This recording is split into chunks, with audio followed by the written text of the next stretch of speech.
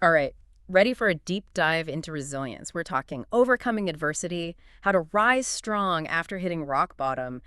And I gotta say, if you've ever felt stuck, like you're in a rut, this one's for you. It really is. And it's not just about getting through those tough times. Yeah.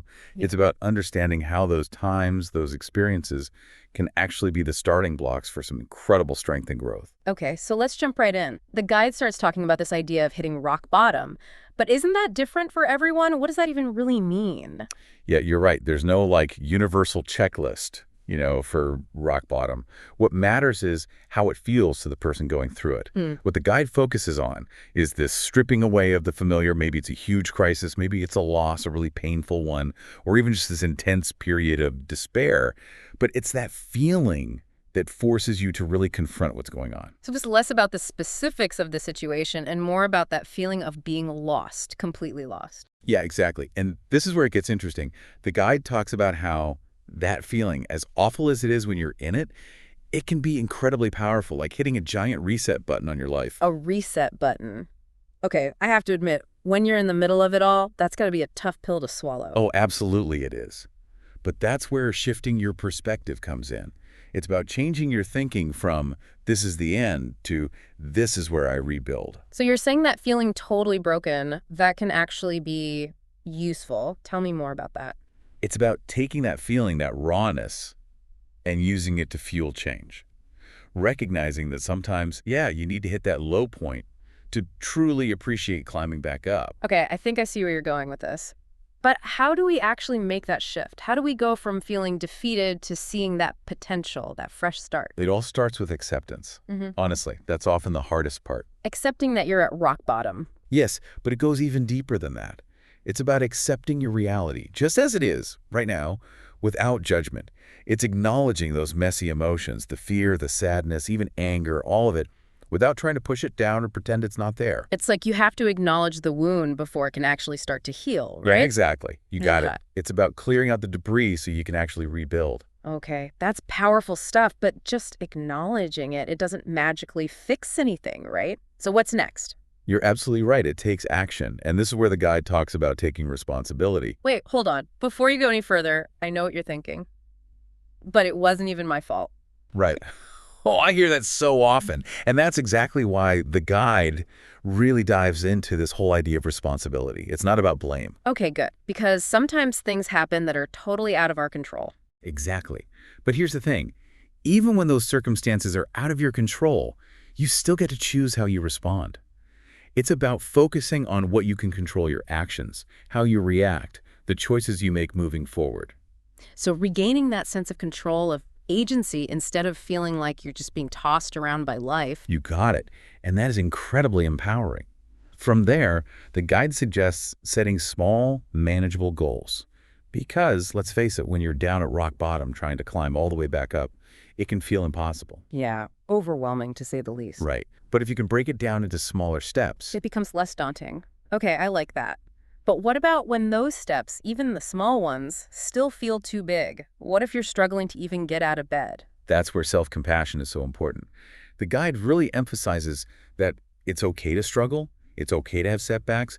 We're all human.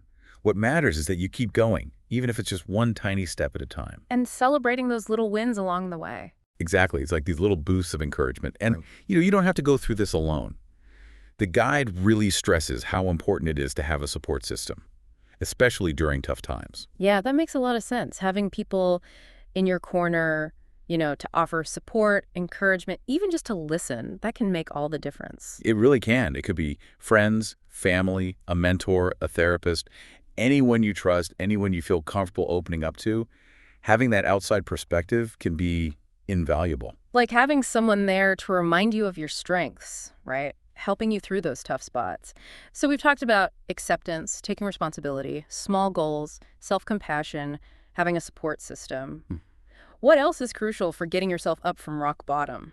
Cultivating resilience. The guide really dives deep into why that's so important. Resilience, basically becoming really good at bouncing back. It's even more than that. It's about developing the ability to move through challenges, to come out stronger on the other side. Okay, so how do we build resilience? Is it something you're born with, or can it be learned? That's what's so great.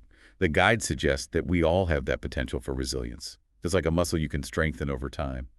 One way is by working on optimism, choosing to believe that better days are coming, even when things are tough. I imagine that's easier said than done on certain days. Oh, absolutely. It takes practice. Yeah. But even small shifts in your thinking can have a big impact.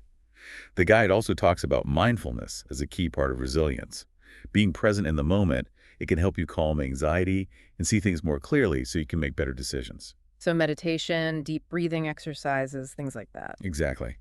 And of course, we can't forget physical health. The guide reminds us how important it is to take care of our bodies, exercise, eating well, getting enough sleep. It's all crucial for building mental and emotional resilience. Right, it's all connected. You can't expect to feel strong mentally if you're running on empty physically. It's like trying to win a race with a flat tire. I love that analogy. It's Yeah. spot on. It's about approaching it all holistically. Mind, body, spirit, it all works together. This is painting a pretty inspiring picture. So it's not just about surviving rock bottom, it's about this amazing transformation that can happen because of it. So we're not just talking about bouncing back, it's like a real transformation, right? Yeah, exactly. It's not about getting back to where you were before. It's about using what happened, what you learned, as fuel for growth, for real transformation. Okay, I need an example. Like, what does this look like in the real world? Well, the guide actually gives a few examples of people we all know, like J.K. Rowling. She was struggling, financially, a single mom, went through a lot of personal setbacks, all before Harry Potter. Right, before she became like a global phenomenon? Exactly. She went from, pretty much rock bottom to one of the most successful authors ever. Okay, yeah, that's pretty inspiring. It is. And what's interesting is that she's talked about how those tough times, those early struggles, as hard as they were, they shaped her writing, her perspective. It's like those experiences became the foundation for her success. That makes sense. Who else is in the guide? How about Oprah Winfrey? Talk about overcoming adversity, right? She had an incredibly tough childhood, but then became this powerhouse in media. But it's not that she just forgot about her past. It's like she used those experiences to connect with people, to inspire them, and to fight for others who are going through similar struggles. Wow. Okay, those are some powerful stories of like turning things around, but those are big names. What about everyone else? And that's just it, right? Their stories, as incredible as they are, they show us that it's not about the hand you're dealt, but how you play it. We all go through stuff, but we all have that same potential, that resilience, that capacity for growth. So how do we tap into that? How do we take everything we've learned, everything we've gone through, and use it to make our lives mean something? That's where things get really, really interesting. The guide says you got to start asking the tough questions like, what mark do you want to leave on the world? What are your values, your passions? What really, truly matters to you? Those are some big questions. They are. Because this isn't about just getting by. It's about thriving. Right, it is. It's about taking everything you've learned, everything you've overcome, and making it Quite the journey. We started way down at rock bottom, and now we're talking about resilience, transformation. It's incredible. It's like that saying, the greatest steel is forged in the hottest fire. It really is. The human spirit is capable of amazing things. We don't just withstand hardship, we use it to become even stronger. This has been so insightful, so much to think about. As we wrap things up, is there one thing you want our listeners to take away from all of this? I'd say this. We all have an incredible capacity for resilience. And it's not about pretending the hard stuff is there. It's about learning to move through it with Right. grace, with courage, and with this belief in our own strength. Believe me, you've got this. I love that. And here's something for everyone listening to think about. If rock bottom is a chance for a fresh start, what will you build with yours?